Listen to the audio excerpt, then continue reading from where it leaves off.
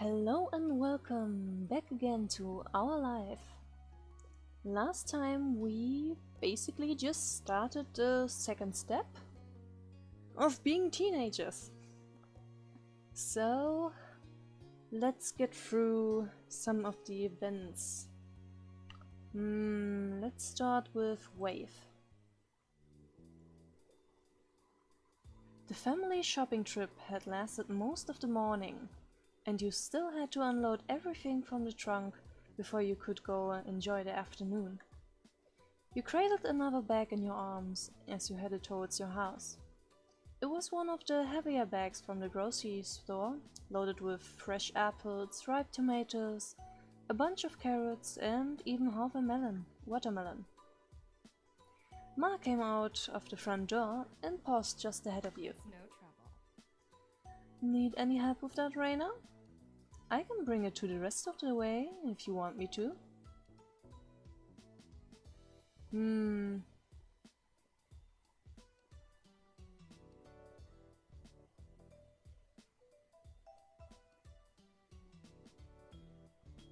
Yeah, that seems about right. Even if it was heavy, you wanted to bring it in yourself. Ma gave you an encouraging grin and rustled her fingers through your red hair. You set the next bag on the counter. Your older sister began to root around inside for the contents with a sigh. How much is left? Still a few more bags. With a huff and a puff, Elizabeth continued putting away the groceries, and you retreated out of the kitchen before you could become the target of your bad mood. Be careful. Be careful, Raina. You hadn't been looking where you were going and bumped right into Mom, almost stepping on her toes to boot. Sorry. I can give you the pass this time, but be sure to watch where you're going. If you run into the wrong person, you might get your license revoked. License? She grinned at a bad joke as you continued through the door.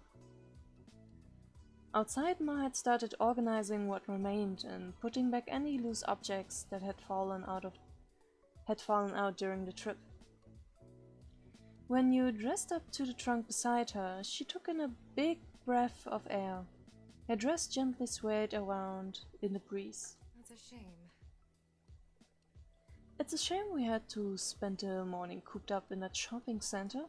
It's a beautiful day, don't you think?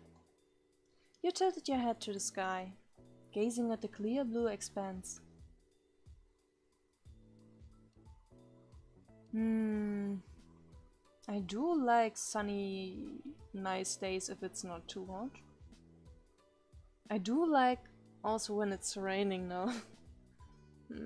Yes, it is. You closed your eyes and enjoyed the way the sun warmed your face for a few moments before turning back to help Ma with the groceries.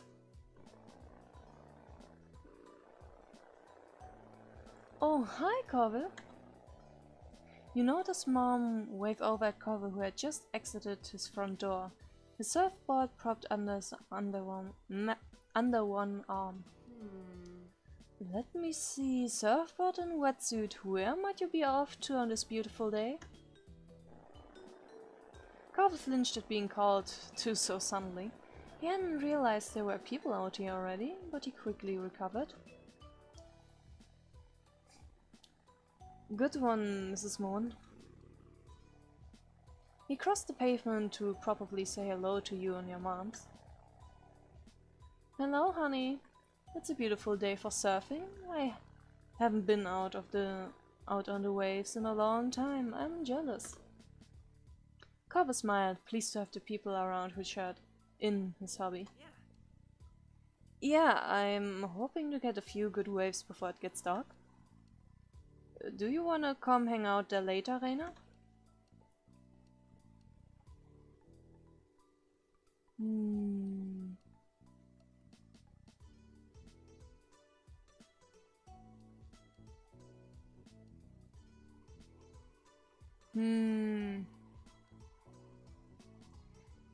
The thing is, I really don't like sudden change in plans or schedule.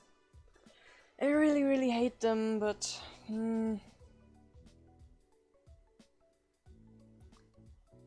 Hmm. Well, it's not like I'm completely unswayable. Cool. Can I help out with anything? No, No, this is our job. You go enjoy the beach. Rina can catch up as soon as we are finished here. Alright, I'll see you. Yeah. You grinned? Yep. You watched as Kove headed off towards the beach, unable to hide your grin, knowing that you would be joining him soon. Once everything had finally been taken in and put away, you got yourself ready to meet Kove at the beach.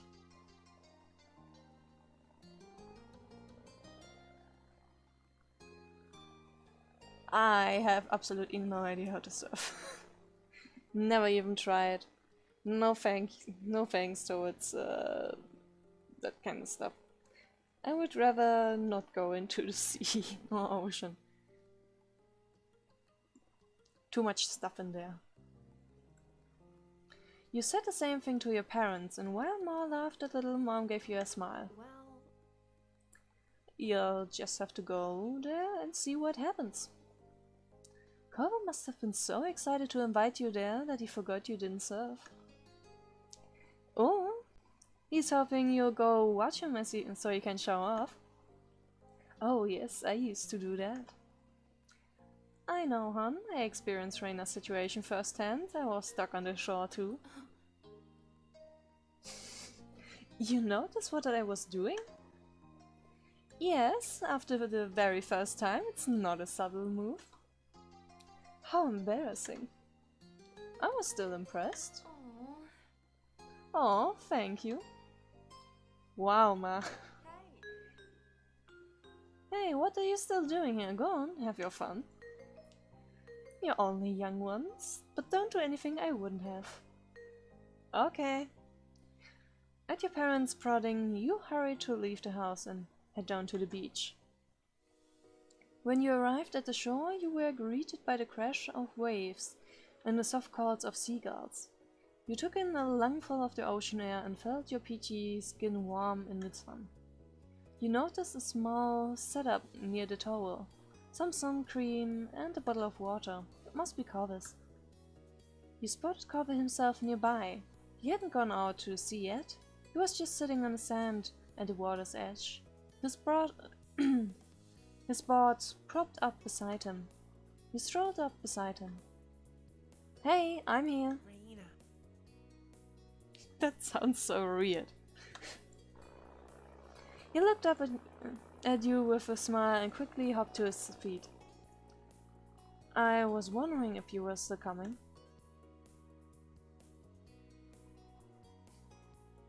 Sorry you had to wait. You don't have to say that, it's okay. Then he cast his eyes out towards the waves.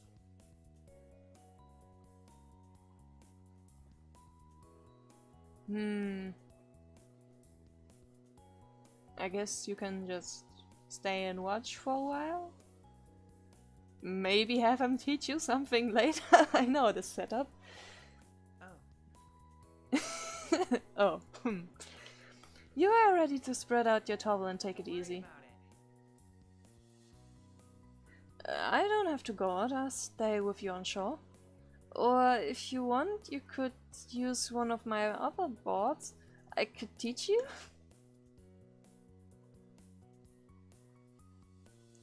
I mean... I am...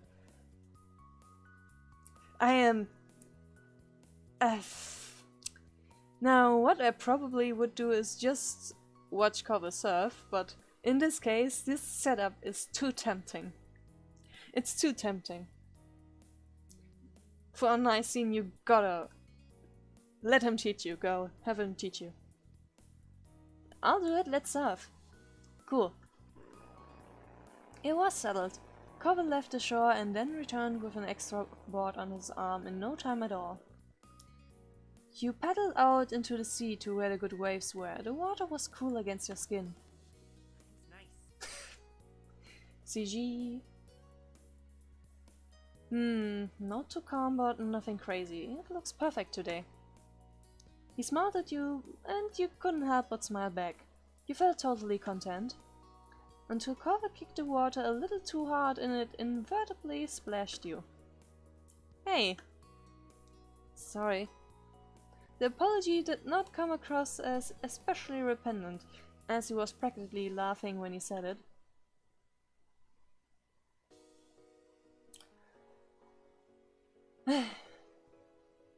I'm not gonna be the bigger person in this. You laughed but waited for an opening for revenge. The second he looked away, you kicked back, spraying him. Seriously? Is that any way to treat someone trying to help? I came out here to teach you. And I was just following your example. Carver tried to keep a straight face, but ended up looking away.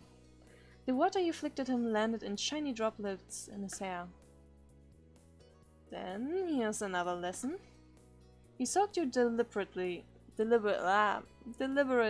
time. He used his full leg and an impressive curtain of water hit you in the face. Ouch. You lost your balance and scrambled to keep hold on the board. You just managed to stay on, but it was close, Carver winced. Are you okay? That wasn't what I was trying to do. I'm fine, but we should do the real teaching. Yeah. He chucked awkwardly and shook some water out of his ear. With that, Carver started telling you all the tips and tricks of how to stay on a surfboard. He demonstrated both good and bad posture and explained where you need to put your weight. Like this? You wiggled your body so that you were more in the center of your board. Carver nodded. Yep, just like that. The little lesson continued and... had to go slow, but you got it. That's how it mostly goes. Carver did his best to guide you through the process, and by the end you felt you had picked up the basics of surfing. Since you'd spent so much time working on balance and stable water, you wondered when you actually get to catch some waves. You brought it up to Carver and he nodded. If you think you're ready, go for it. You'll do great. Alright. With that, you graduated from Carver's class and the two of you were able to surf together more casually, even if you were still bad at it. What an afternoon! The setting sun was visible on the horizon. Every time you would look away, it had sunk a little lower. The beach was darkening but still pleasantly warm. You knew you should get out of the water before it was completely dark in the sea. You rode one last wave to get back to the beach. There you picked up your surfboard and gave it a quick once-over. Carver followed behind you to the shore. He put his board with his other things and grabbed his towel to start drying off. As he ruffled his hair with the towel, you stood there and watched the sunset together. The colors were beautiful in the distance, and the shadows around you deepened. There was no need for words between you two as you both enjoyed the sight for a moment. Carver broke the silence. The waves were good today, I think.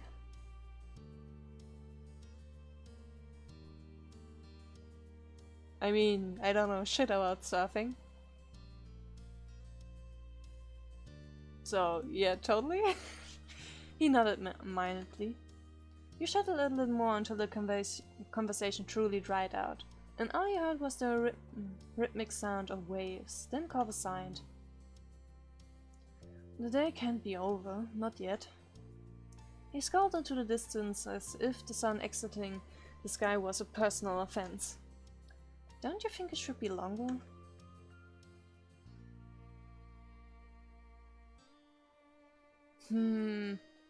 It sure would be nice if the day had more hours, but you didn't have to, you know, work more hours. More free time is always appreciated. Carver stood up straight in defiance of the approaching darkness. I'm not gonna go home yet. I want to go somewhere else. I don't know.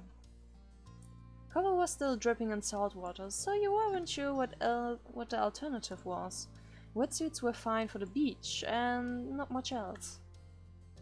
It wasn't a good idea for him to lug his surfboard around town either.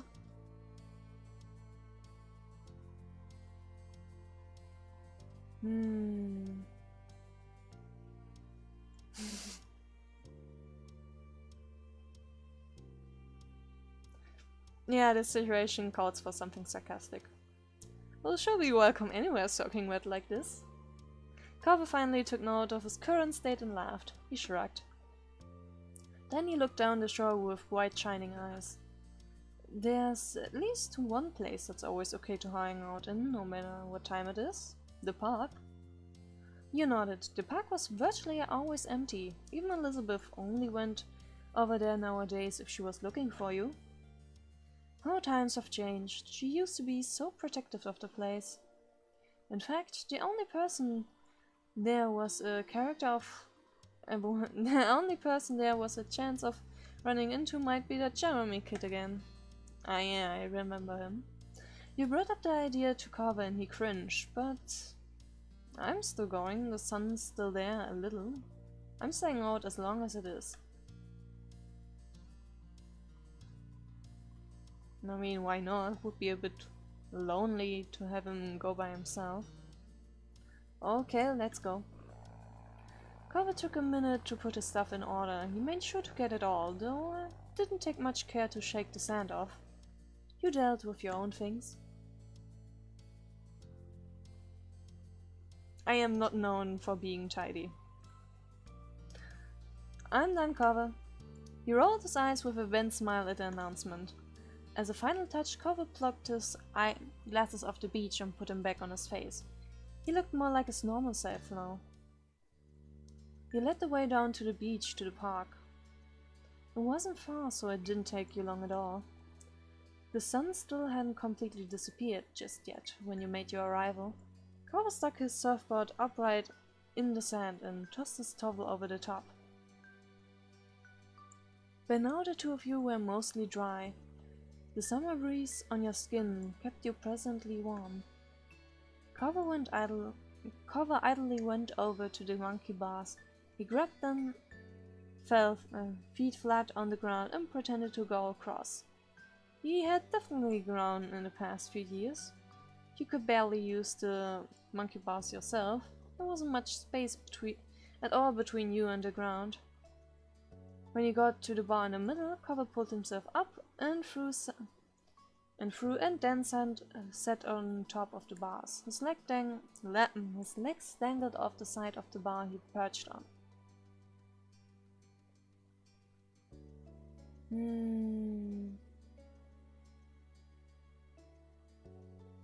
Swing, superior, swing. You sat right down on a free seat and started swinging your legs, first slowly, but then you added more power to your kicks. Air rushed past your face and ruffled your hair. You built up enough momentum to let it carry you. It was a lazy arc, not high or fast, perfect for having a conversation. Guess what? He smiled broadly and raised an eyebrow. He's not here. Right, it was true, there wasn't a single sign of Jeremy. Looks like it was just going to be the two of you tonight. Carver hung his head and groaned dramatically. Your eyes widened when he whipped his head back up. No way. I can't believe how dumb my parents are for forcing me to come to this stupid place. You were taken aback and blinked for a second before you realized he was quoting Jeremy.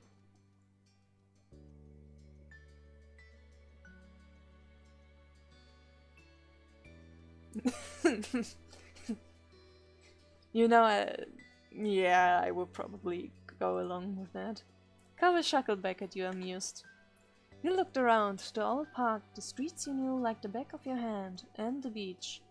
These were your stomping grounds. You wondered how Carver actually felt. How much was his joke just a joke, and how much was sincere dislike of this place? Moving had never been his choice.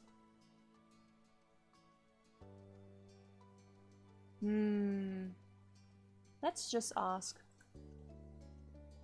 Do you really have to ask that, Rina? Carver kicked his legs carelessly as they dangled. He smiled softly. I like it here, I really do. It's a nice place.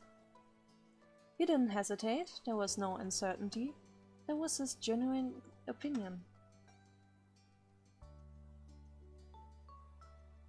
Well, of course, I'm here after all. That certainly would be an answer to that. Hui, hui, hui. I mean, honestly, if I actually grew up there, I probably... Yeah, would probably be pretty happy. As a child, I would have been happy anywhere where there was enough space and enough nature and goddamn, a beach.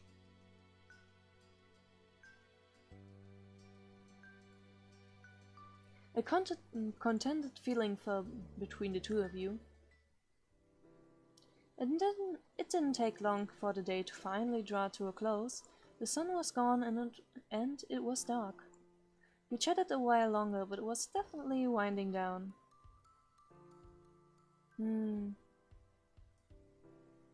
Yeah, we better get home. Already? He seemed to just notice how dark it was. It was hard to make out his exact expression with his face in shadow. I guess I lost track of time. Carver sighed. It was time to go home. He hopped down from the monkey bars with a thump when his feet hit the ground. You stopped moving your legs and stood where the swing slowed down. The chains rattled and the swing smacked you just into you a bit, its energy not entirely spent. Carver grabbed his surfboard and threw his towel around his neck. With his water bottle in hand, he was ready. You both began your trek up the road. It was a quiet night, and you didn't run into anyone else. In what felt like no time at all, you had reached your street. As you walked, Carver smiled to himself. It was a soft expression, and you couldn't help but wonder what put it there. Everything okay? Everything okay? I just remembered when we were younger, it used to be such a big deal to come home after dark. You could indeed recall. If you got sandy, your parents would have something to say. If you got wet, your parents would have more to say. And if you came home after dark, well, your moms and his dad better have said it was okay beforehand. You used to need permission for everything. That small comment he made just exposed just how much freedom you really had this summer. Carver looked up into the sky, a smile still on his face as the two of you walked side by side, reminiscing. When you came to your houses, you turned to each other. Thanks for today, Rina.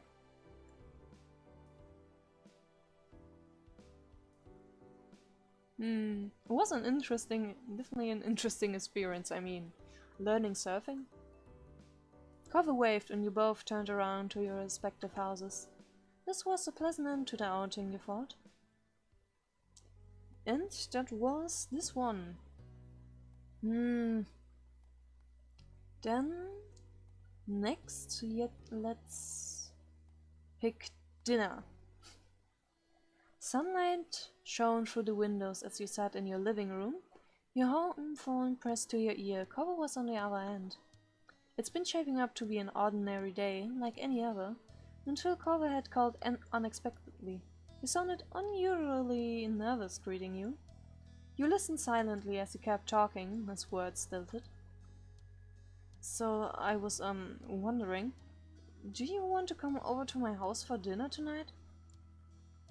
The question came out strangely, almost like he'd rehearsed it a few times beforehand. Your eyes widened a little. You hadn't expected this to be the reason behind the call.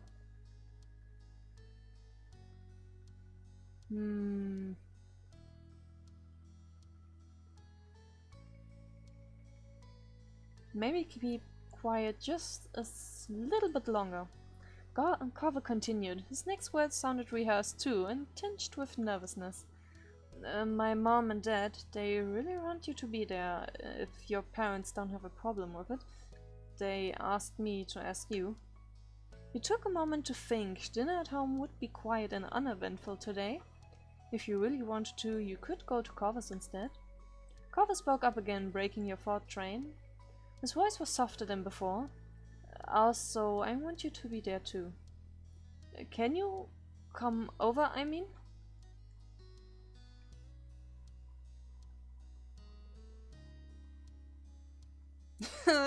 That would be kind of cruel. I would ask Yeah, ask the parents first. Okay, tell me when you can. He sounded noticeably relieved by your response. Was you coming over for dinner today that serious? He spoke to you a little while longer to explain what time to come over and other details, then hung up. And that was that, for now anyway. You called Ma right afterward, and she picked up on the third ring. It wasn't a long conversation. When you had asked to go to the Holden's house for dinner, she was more than happy to give permission for it. No problems there. Ma wasn't one to complain about you spending time with Coral. Coral got a quick call from you afterward, so it knew for sure that you would attend the dinner. Then you said your goodbyes and went on with the afternoon. Soon enough, the sun dipped out of the sky and evening came. It was time for you to head over to Corvus' house. After letting Elizabeth know you were leaving, she didn't look away from the TV, just grunted. You made the small journey across the street. You knocked a couple of times on the heavy door to the condo. As you waited for an answer, you found yourself contemplating being a guest while both of Corvus' parents were there.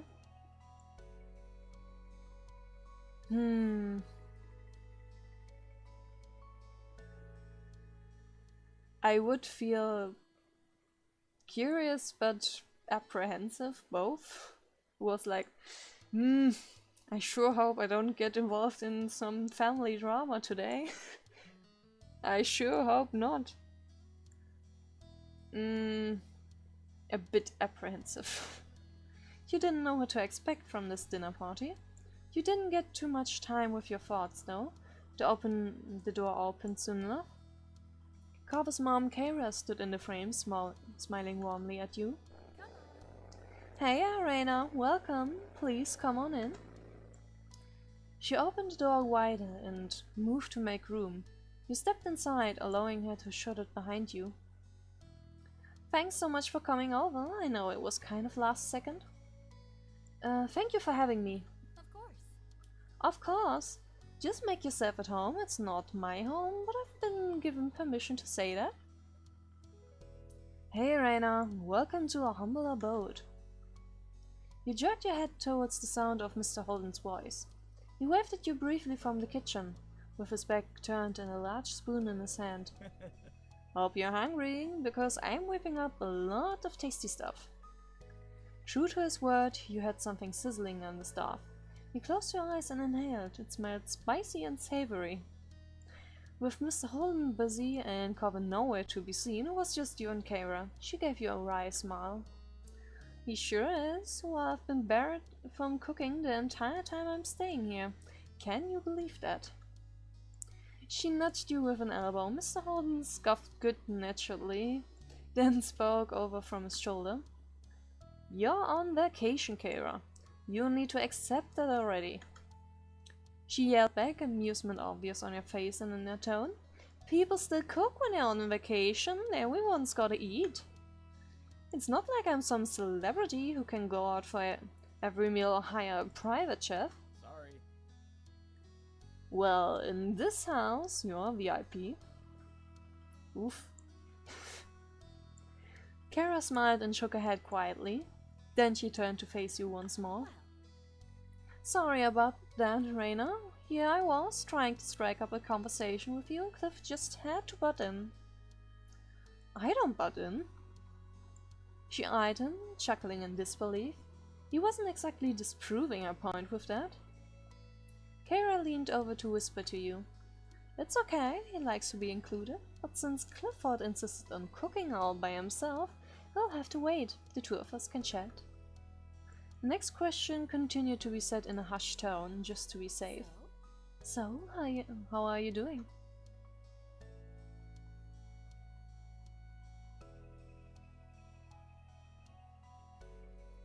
Well, I'm the person to say that everything is always okay.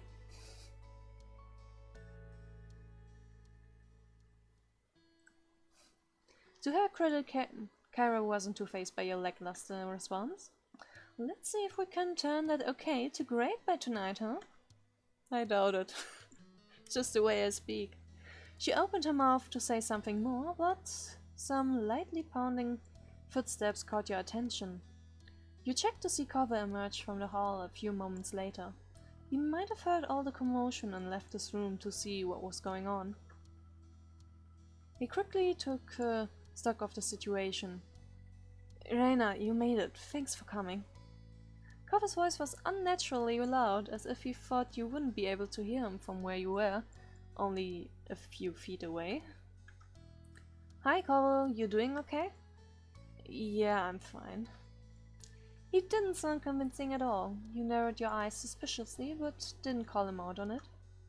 If you could talk to him alone tonight, maybe you would ask him what was going on then. It was when you glanced away from Cover that you spotted his parents watching the two of you interact. Cover noticed their stares too, meeting them with narrowed eyes. Are we having dinner now? Not yet, but I'm still cooking. Alright, I'm gonna get back to my room.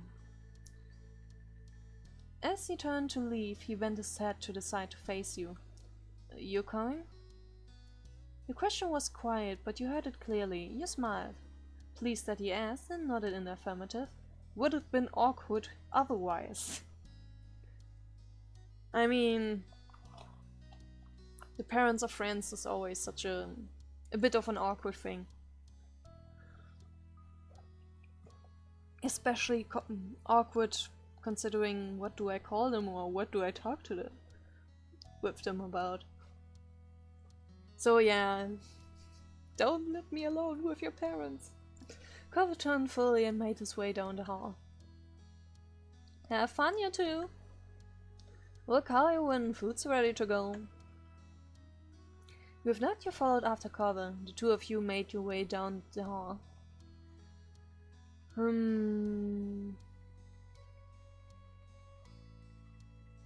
I don't know. But I don't know. I don't know. I guess when in doubt, the middle choice?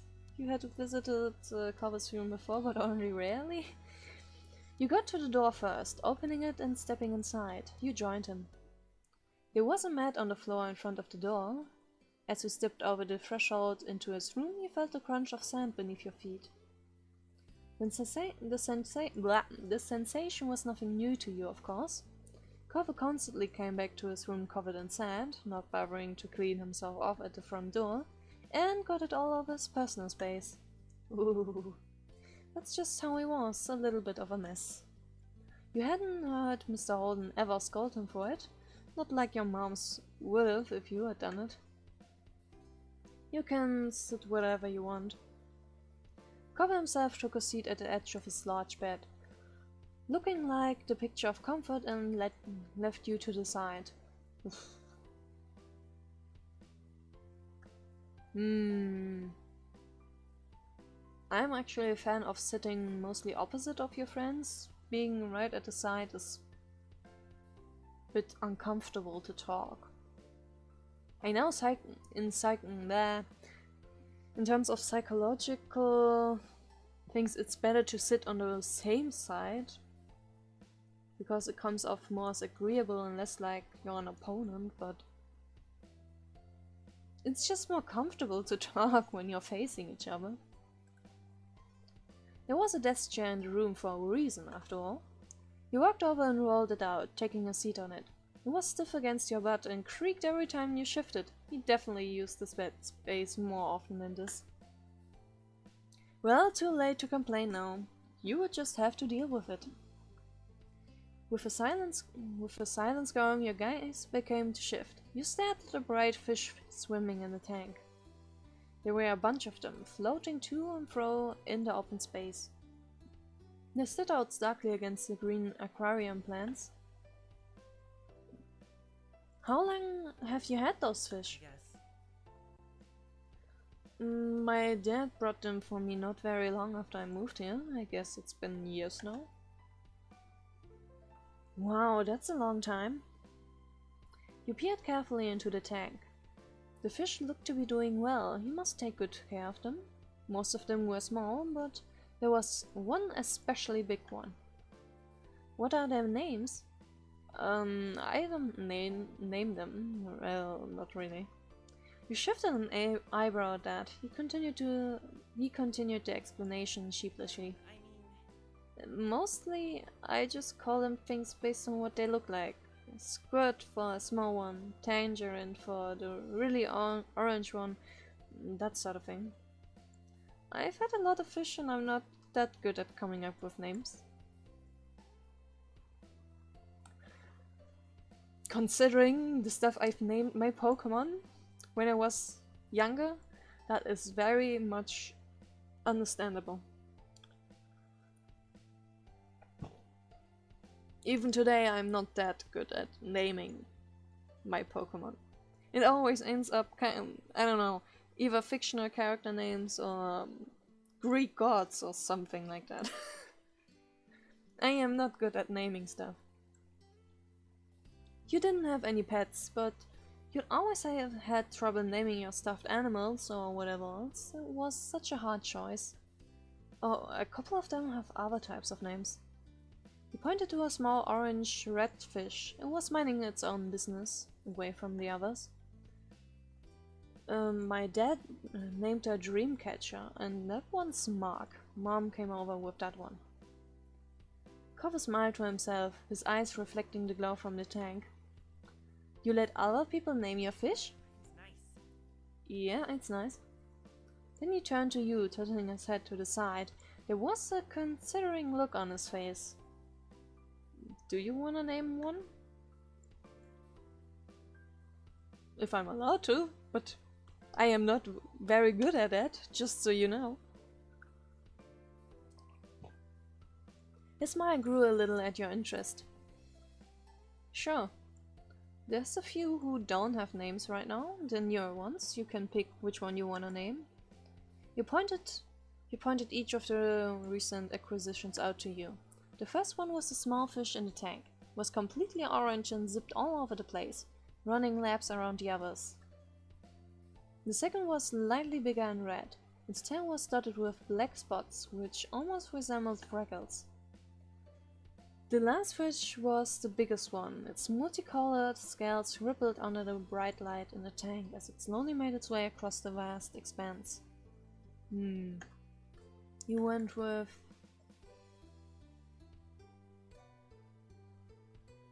the smallest fish. Carver only nodded at your answer, waiting on you to decide on a suitable name. You watched the fish you chose closely as you did the name eventually came to you. I'm sorry, but decent. I mean, that was the fast one, right? Bubble. It's not gonna be Bubble. It's gonna be Spark, because I'm very original.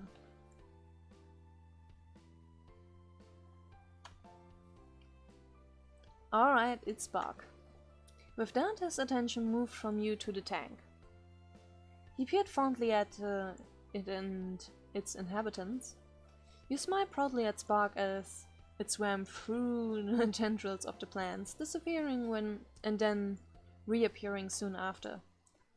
You know I'm not allowed to have pets in my house, not even fish. That's so sad. The corners of Corvus' lips turned down at that. That doesn't sound fair. It's not like fish would make a mess of your house or anything. You just gotta take care of the tank and feed them, and they'll be okay.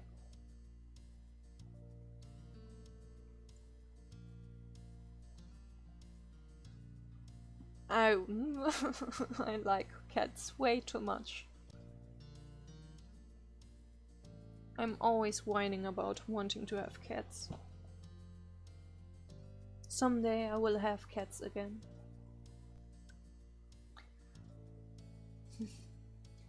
They trust Elizabeth and me to go around the neighborhood alone, but they won't let us have a pet? It doesn't make sense. Maybe when you're even older they will let you?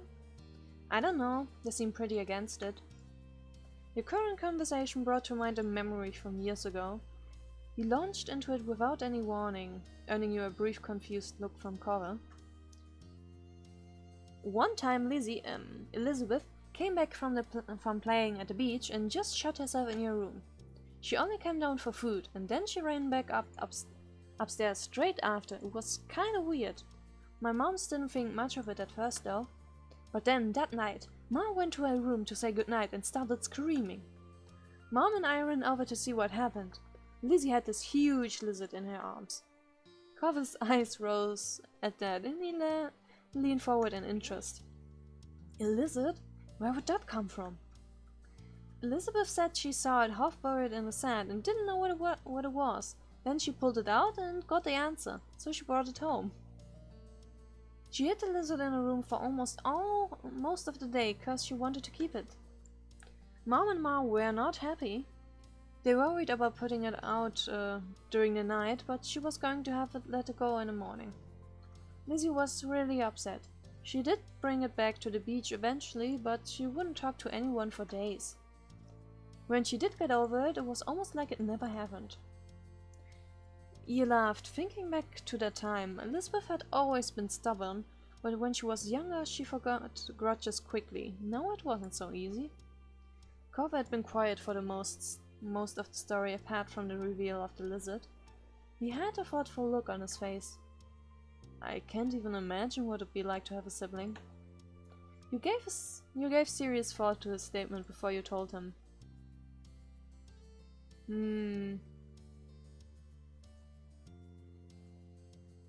I do like having a sister. Child me was not as happy about it, but it's not bad, you know. It's really not bad. And it's not as lonely as when you're an only child. It would be kind of lonely, wouldn't it? It's fun. When we were younger, Lizzie and I played together when our parents were too busy. I probably would have been really bored if I didn't have her. Copper pursed his lips at the words, considering them quietly for a while. That's interesting. I think your family is cool. He didn't have much else to say, though. Well, on topic of family, you considered your relationship with your moms too. In the context of this game, they were pretty cool, though the pets thing is really sad, so negative points for that. But you got along. You had disagreements with them, but at the end of the day you loved them and they loved you. That was what really mattered. Well, say what you want about them, but at least your moms never tried to pay someone to be your friend. The thought prompted you to look over at Cover. He probably still didn't know what happened. You doubted that Mr. Holden mentioned it and you never had. You wondered if you should tell him. It was a long time ago, but you were keeping it a secret from Cover.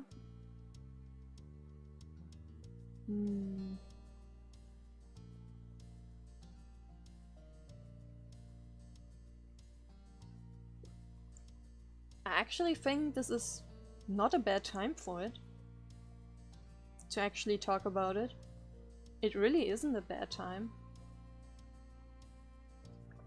I mean, he's doing much better these days. Than you have known each other for like 5 years. I mean, just tell him. It's been years, you know. So you decided to tell him. You took a deep breath and steadying breath to prepare yourself for the conversation. Now you just had to figure out how to tell him.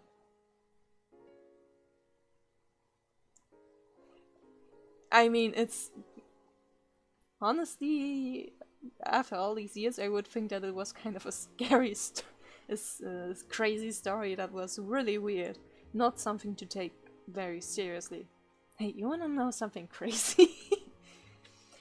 Cover raised an inquisitive eyebrow at your casual tone. He turned to give you his full attention. Maybe? Like what? You stared into his bright ocean eyes. Come on, just tell him. It's not that big of a deal. It's not a nice thing to know about, but it's not that big of a deal. Basically, when you moved here, the first time I met your dad, he offered me money to be friends with you. $20! It was pretty ridiculous. You laughed lightly at the memory of it, though it trailed off oddly when you realized Carver wasn't laughing with you. Carver sat still. Uncharacteristically, there was an unreadable expression on his face. His eyes seemed to look through you, and you didn't know what to do next. Then, without saying a word, Carver stood up from his bed in a single motion, and he just bolted right out of the room. Ugh. For a moment, you didn't move a muscle. You were in shock. This was... oh no. Your senses quickly came back. You shot out of the hall after him. Carver! There was no response to your call. You could see Carver down the way. He had already sprinted back to the living room. His arms were stuck at his sides with hands tightly balled into fists. He might not have been facing you, but you didn't need to see his face to know how he felt. Carver was furious. His parents were nearly finished setting the table. They greeted him, none the wiser of what was about to happen. Huh? Hey, what's up? When did you start running in the house? Are you that famished? You were able to catch up in full and stand near Carver. The parents' words didn't even register in his ears. The child was wholly focused on another matter. He was practically shaking. Oh no. Carver took one more step forward and glared at his father's face. I did not take the money. I did not take the money. For the record, I did not take it. You paid Rina to be friends with me? Mr. Holden froze. He looked like a helpless deer caught in the headlights. Seriously? Clifford, are you serious? He whipped his head towards Kara, his eyes wide and blinking rapidly. It was only one time. The admission elicited an aghast expression on his ex-wife. Mr. Holden raised his hands up to gesture defensively. It seemed like a good idea when it happened.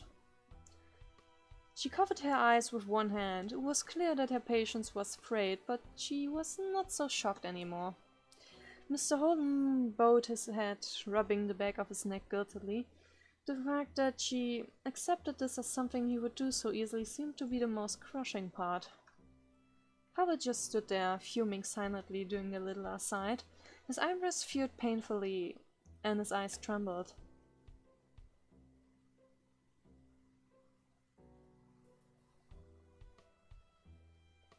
I would feel very uncomfortable.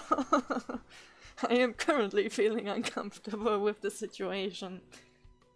I didn't think he would explode so much. You tried not to get in the way. Maybe that way the others would forget you were even in the room. They were pretty distracted.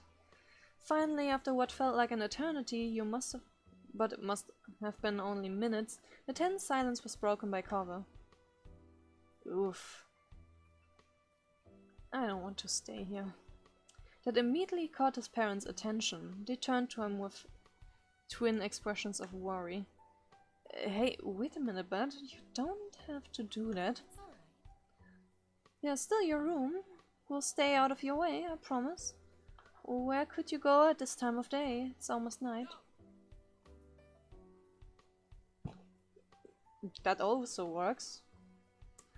I can stay with Rina. He stormed out of the house without waiting for another response. You jumped in as the door slammed closed behind him. Yeah, following immediately after would be better. You didn't even take the time to say anything to his stunned parents. You ran after Carver, shutting the door more softly behind you as you left. You spotted him easily. Carver hadn't made it far. He just reached the middle of the road. Are you okay, bud? You might as well have said nothing. Carver didn't look back, nor did he answer you. Carver stamped forward, going across the street without hesitance towards your house. It didn't take long to approach the front door. You left it unlocked, so he yanked it open and went inside with you. By then, night fully came. The two of you stood tensely together in the middle of your living room. The night really hadn't gone as you imagined it would. At least Elizabeth wasn't around and your parent and your moms were out. You had no idea how you would have explained the situation to them, and you were sure Cole wouldn't have been up for that.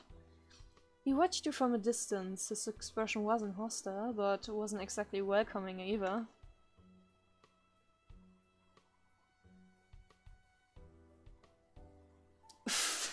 What am I supposed to say at this?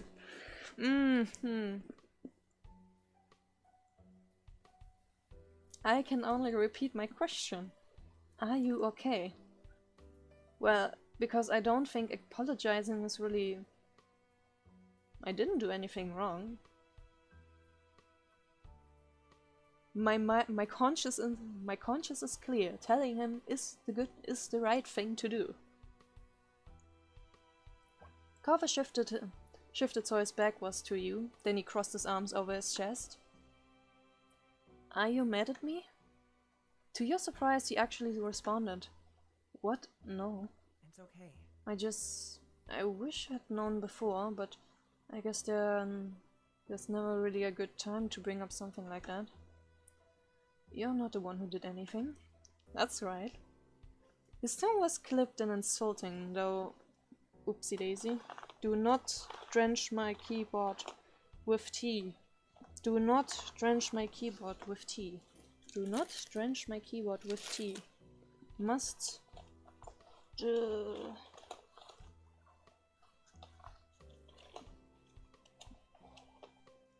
Okay, crisis averted. And we're actually friends, aren't we? It doesn't matter if you took it or not. You wouldn't pretend for years just because of Dad's money. That's right. You nodded your head furiously at that. If there was one thing you didn't want this revelation to do was weaken your relationship. Of course we're friends. Carver seemed to appreciate your assurance. The furrow in his brow eased a little. Yeah, we are. I'm definitely not mad at you. I should thank you for not letting him get to you and for telling me it happened. My dad never would've.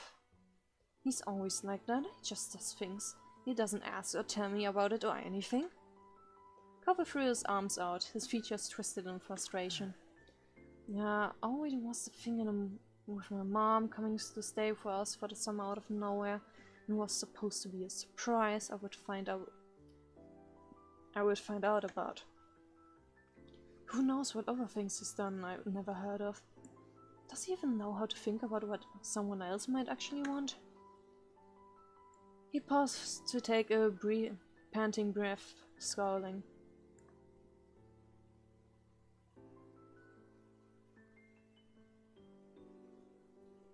I would just shut up at that. Just let him rant. Uninterrupted by you, Koval went on with his spiel. The worst part is, I know he doesn't do stuff for himself. He does things because he wants to make people happy. Carver blinked rapidly, and you noticed tears were gathering in his eyes. When he spoke again, his voice was heavy with emotion. But he just makes everything worse, and then he's really sorry, and it's like it's your fault not being happy that he was at least trying. And what if all his plans and always being so pushy did change things? What things? Carver finally made you gaze, his bottom lip trembling. You realized then that he was referring to you and him. What if what he did made you stay away from me before we even got to know each other? His voice cracked as he forced himself to speak through the tears that began to fall in earnest. He did everything he could to say, but the words were barely a whisper. Rina. It sounds so weird. You were the best thing about coming here. Carver was honestly terrified over the idea that there was a chance the two of you might not have what you do.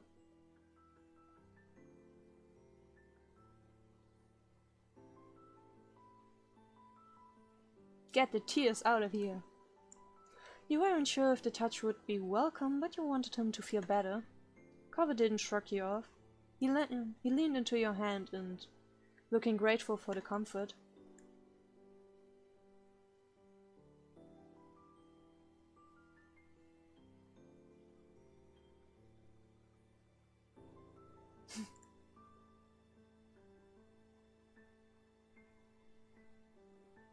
I wouldn't have let anyone. Oh, that's a very nice option. Ain't nobody gonna interfere. His features crumbled at your words. More tears threatened to fall down his cheek, but he suddenly blinked them away. You remained like that for a little while.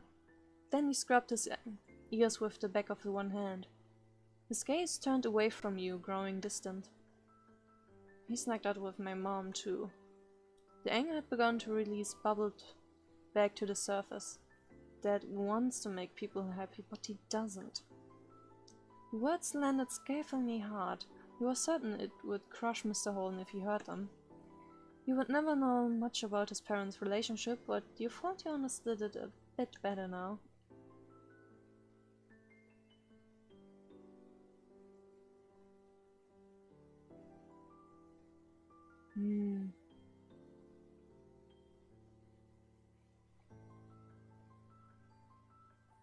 Yeah, I think this is a good question to ask now. Do you hate your dad?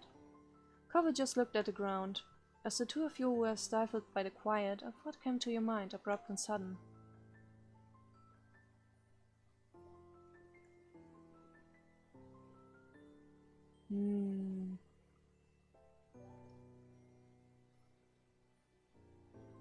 What about your fish? You couldn't forget earlier that night the way Cover spoke about them, how he watched them, how he cared for them. That was something special that your dad did for you. It's really important to you for a long time, right? He can make you happy.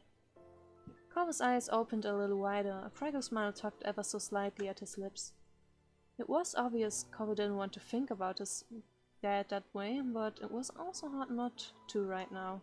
He must be conflicted over where to go from here.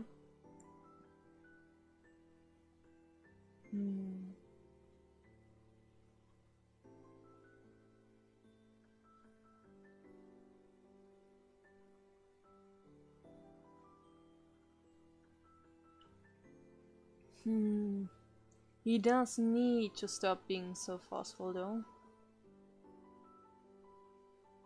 Yeah. Carver frowned thoughtfully. He didn't say anything, but you had the feeling he was taking what you said into consideration. I'm going back home. His face was set in determination. There was no way you could tell him to do anything else, even if you wanted to, so you only nodded. I'm sorry. Thanks, Rina. I'm sorry about all this. Yeah, why wouldn't you go? You smiled lightly. Just checking. Carver nodded and headed outside. You followed behind him. Once again, the two of you made your way across the street, towards his house. He didn't pause at the door, he just opened it wide and went in. Carver's parents were sitting at the table, their heads bowed in silence between them. Oh, they definitely did not have a good time while we were away. They snapped over at the sound of the door, relieved to see Carver return. Mr. Holden stood up so suddenly his chair squealed across the floor. Cove? Kara got out of her chair as well, but less dramatically. How are you feeling, baby? I wanted to talk to you.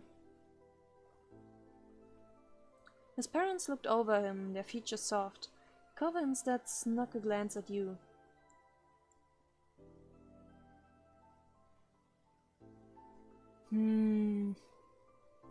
In this situation, it would probably be better to be there. It's gonna be a weird conversation, but we're already in it. Getting out now isn't gonna make anything better. You stared back solidly, hoping you could convey your support with your eyes. It must have worked, because Carver stood up a bit straighter. Carver then fully faced his parents. Mr. Holden stepped forward cautiously, his expression twisting in dismay. I'm so sorry. I should have never done something so stupid. It's okay. It really isn't. It was a boneheaded move, even. If there ever was one, I was bribing an actual child, one I've never even met before that day. Carver almost cracked a smile, though he quickly regained his composure. Then it isn't, but I want things to be okay anyway. I'm sorry. Kara placed a hand on Mr. Holden's shoulder. Your dad doesn't believe there's something wrong with you, or that you can't make your own friends. He can explain. I know why Dad did it. He wanted me to be happy, and that's all. He didn't think it would be like this. It was an accident. Kara smiled heavily. A sad smile appeared on her lips. You're very grown up, Carver. Mr. Holden brought his hands up against his forehead and began to pace around the door. He didn't seem to know what to do with himself. He turned back around to face Carver and Kara. He looked more solemn than you'd ever seen him. I'm not going to do it again. I haven't done it again. Haven't tried to bribe more people, haven't continued to step over the line without registering it. Both. He let out a heavy breath before shrinking down a little. It was impressive because he was pretty tall. I don't know, but I don't think so. Carver's throat bubbled as he swallowed quickly. He looked like he was trying to gather all his courage. When he spoke up, his voice was small but firm. You invited Mom here. His dad's eyes widened. Carver was ready to have a talk he had put off before. You didn't ask me if I wanted things to be like this, with both of you together again, for just a little while. Mr. Holden's hand slowly returned to his forehead. He was stunned, as if someone had just hit him. I did it again, and I didn't even notice. What's wrong with me? Why can't I just do something right? At least Carver seemed relieved that he was able to say what he felt. He knew just how long he'd been holding that in. It was quiet for a long stretch. Mr. Holden sat down in a chair. His shoulders dropped, and his head was in his hands. He looked up to Carver. He watched his dad and how generally he was struggling with what he had been told. Carver glanced down at the ground, then looked back to his dad. I'm not angry anymore. Slowly Mr. Holden met his son's eyes. I can try to talk to you about things and what I feel about stuff. I stopped saying that to you since everything happened. I didn't want to talk to you, but you won't have to guess if you know. Mr. Holden broke eye contact at Dad, shaking his head. My child shouldn't have to take care of me. That's true. You shouldn't have to make up for my shortcomings, Carver. I can fix things. I can still change. After having something of an outburst, Mr. Holden turned his face away and spoke more guardedly. Besides, I'm used to it already. I might not get it right, but not a damn thing would happen with what's left of this family if I wasn't making the effort. That's always me. What's one more thing to manage? Dad. I see. You're right, Griff, I know. But I don't think Carver wants to take care of you. He just wants to understand. And he wants his dad to understand too. That's what matters, isn't it? It was still as Mr. Holden digested what Kyra said. He stared down at his empty hands, held out in front of him. When he looked at Carver again, tiny tears glimmered in the corners of his eye. He got up and crossed the room to his son. Carver didn't move or look away as he approached. Mr. Holden set his hand on Carver's shoulders, the touch firm. He furrowed his eyebrows. But you and I are going to talk about every single thought that ever pops into our heads. For the rest of your life. That sounds like a threat. He shook Carver forward and back a bit. Tears slipped down Carver's cheeks, but he was smiling. No, I don't want that. Mr. Holden began to smile too. It trembled at the corners, but it was genuine. I'm afraid it's the only way. Kyra chuckled even as she blinked away her own tears. Mr. Holden turned towards her. You better not be thinking you can get away from this, Kyra. The same's gonna be applied to you. You can't! He let go of Cover with one hand while placing his other arm around Cover's shoulders, then faced Kyra. Absolutely. Oh, yes I can. He continued to talk as he walked in her direction, bringing Cover along with him. Oh. Then father and son were standing in front of her. Mr. Holden put his other arm around her. Now he had both of them in his arms. If you think that the ideas I actually go with are bad, you two are going to be amazed by the thoughts I decide against all on my own. Kara jokingly cringed at the concept. Cover smiled tearfully up at his parents. Thanks, Dad. I'm so glad. Thank you, son. But hey, you know what I'm thinking now? Cover, wiping his face with the back of his hand, shook his head. God no, you're an incomprehensible maniac. Mr. Holden laughed, not disputing her words. I'm thinking we should eat that dinner I painstakingly made. It's salvageable, just gotta heat it up back up. Kara sighed in exaggerated relief. That we can manage, right, Cover? Yeah. Great, we're making progress already. I am such a fourth wheel in this in this scene. Though I don't know how I'm going to stop making this all up to Rina. Carrying that secret for all this time must have been quite a burden to bear. Plus, they didn't actually get any money out of the deal. They didn't take the 20. I'm not mad about it or anything. It was a hard time for your family. Either way, I or we will work on it. Okay. Cover ducked his head and spoke towards you. There was a tiny smile on his face. Do you want to stay for dinner still? I'd love to. Mr. Holden finally let go of his family. Kara patted him on the back with a content sigh. You're very good, boys. I'm so lucky. Culver shyly rubbed his arm while Mr. Holden nervously rubbed his neck. Neither could make eye contact out of bashfulness. In that moment, they really did seem like father and son. Culver's family was nice, you thought to yourself. You were glad that you got to come over. And that's where we end this already way too long episode. Next time we will continue these little events. So until then, bye!